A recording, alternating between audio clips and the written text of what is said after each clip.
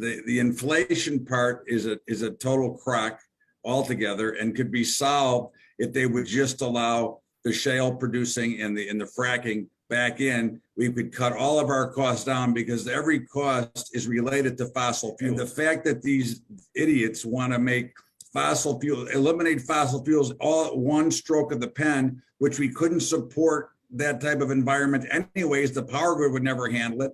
It is silly, because not only would we cut the cost for average Americans down and take inflation back down to zero, but we could actually profit by selling back the liquefied natural gas and exporting oil again, and actually financing some of this ridiculous debt that they have built over the years and through this COVID, with their intention of trying to get to UBI.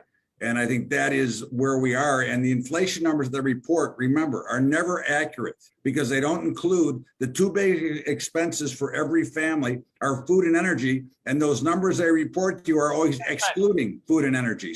So it's a crock all to begin with. I could argue that energy is up 100%. I mean, it's up 100% at the pump. Okay, that I can tell you for a fact. Now, again, whatever numbers they want to quote, who knows what they're looking at, but and they don't understand when Biden starts to talk about going after the oil companies. We forget about all the taxes that they tack onto these gasoline, and when you're tacking on a percentage, when the price goes higher, the percentage goes higher, the piece goes higher. So it's a silly story, but I think if you really look at it, Danny, the reappointment of Chair Powell was a slap in the face of the progressives. Okay, they did not want Chair Powell reappointed. They wanted Lael Brainard, because she would basically just open up everything and give away the country. Okay, well, there's an old saying, the devil you know. And although I do not agree with Chair Powell, and I think that once you become a Fed chair or a member of the Fed, no matter how smart or how much common sense you had before you got there, you become an idiot. Because now they make these decisions of printing money or creating new money, which is only adding on debt and kicking the can down the road. Now, because of this inflation, they're going to be forced to hike rates. And I think Powell is going to hike rates here. And the problem is when you go too far one way, you have to go too far the other way. And you remember, we're dealing in an environment we've never really dealt with before. The Democratic Party itself is fractured within its party. And the progressives, the AOCs of the world, they want everything for free. Okay, they want universal income. And you've gotten actually even Pelosi and Elizabeth Warren and Bernie Sanders on board with that. So this was really a slap at them.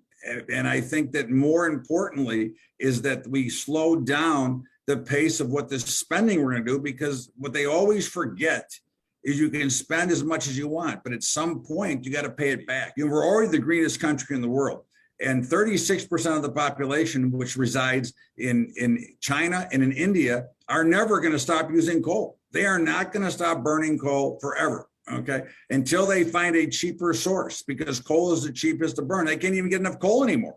So our little 4% of the world is not going to change the world. And you have to ask yourself, Danny, at what cost are we going to make this big sacrifice? And I think that the cost is far too great unless you have an ulterior motive of universal basic income for all Americans, which is a total crock, but that's where they're headed and that's where they wanted to go. But I think that's going to be dramatically slowed right now.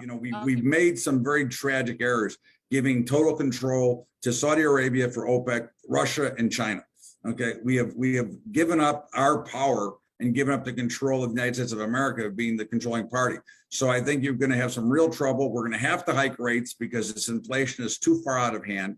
And the only thing that we can have is to see some changes within the way that this administration decides to handle the future of green environment. If they would decide to do the right thing, which is say, we're going to go back to producing and becoming an exporter, and we're going to start to slow it over time and then get down to zero, we could be back in great shape once again. The economy's in trouble, the country's in trouble, and that's where we stand as it sits today.